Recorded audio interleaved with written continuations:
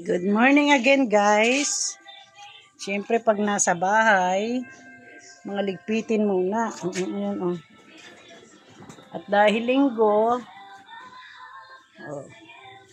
normal na yan na ako'y nagsasarado ng tindahan. At dito naman ako sa bahay. Diligan kami. Dito naman tayo sa bahay pagkatapos sa tindahan. Hugas tayo ng plato. Diba?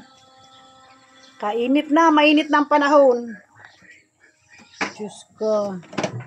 Kailangan pa bang i-memorize yan? Tag-init na. Wala nang dapat ipagtaka dahil tag-init na. Normal na yan, ha? Ang panahon ay pawisan na naman tayo. Hugas muna tayo ng plato. Ganyan ang buhay bukid. Pag napapauwi sa bukid, pagkatapos sa tindahan, siyempre ligpitin sa bahay. Hindi na yan mawawala.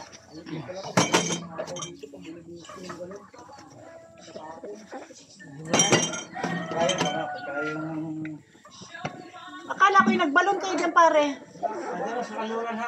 Nasa kanluran. Wala pang makuha. Wala pang makuha ang tubig yan.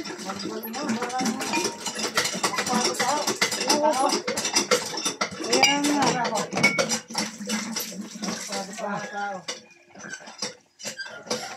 Ganyan lang ang buhay natin dito sa bukid. Pag sa bukid ka nakatira, hindi pwede ang tamad. Kailangan sa bukid ay masipag ka at madiskarte. Dapat ang iyong isip ay lumalawak sa diskartihan. Kung paano mo mapagyayaman ang lupa. Ganon, dito sa bukid. Hindi pwede dito ang tamad-tamad. Bawal ang tamad pag taga-bukid ka. Dito'y talagang dugot pawis ang puhunan ng mga tao dito para kumita.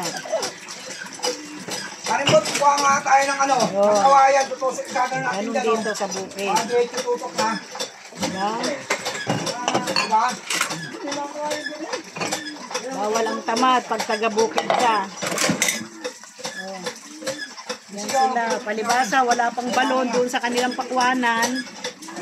Samantala, dito sila sa puso, kukuha ng kanilang pandilig. Araw-araw yan, ganyan ang kanilang gawain.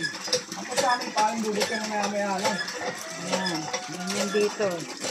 Bawal ang tamad.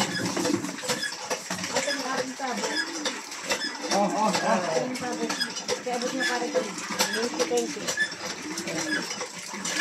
Pag ikay tamad, wag mong hangaring tumira dito. Ganun!